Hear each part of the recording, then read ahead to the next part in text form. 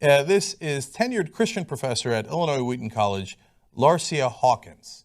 So she did what others around the country is doing. We reported a woman in Conway, Arkansas, who is a local librarian who decided to wear a hijab, even though she isn't Muslim, to show solidarity with those who are being picked on and discriminated. That story had a great ending. She goes to her church, and a lot of people come and hug her and say, hey, how can we help? And we'd like to do this as well. Now, in this case, Hawkins is also deeply Christian, and she says the reason she did it is, she said, Muslims like me, a Christian, are people of the book.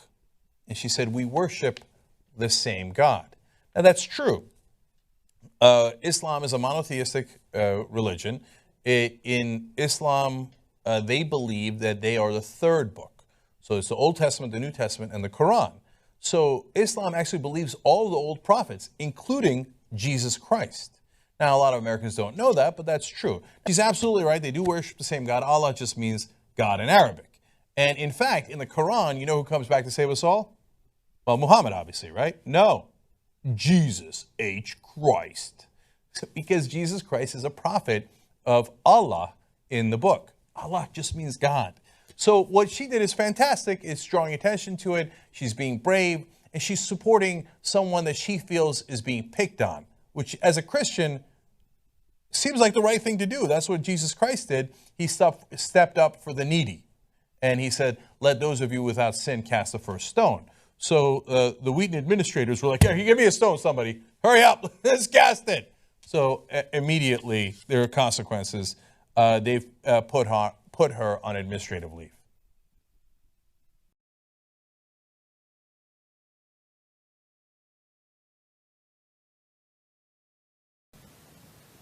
And that's where the question of whether Muslims and Christians believe in the same God becomes one of the major, broadly speaking, one of the major political questions. Why?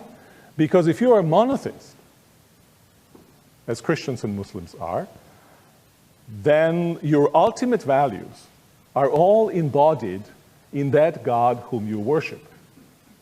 And those ultimate and fundamental values, if they clash, if you don't worship the same God, if you worship radically different gods, then your fundamental values will clash.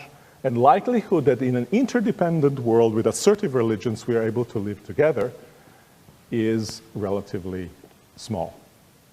My question then is it true that Muslims and Christians worship a different God, or is it rather true that Muslims and Christians worship the same God, though understood in partly different ways? And my argument is Muslims and Christians do worship the same God, partly differently understood.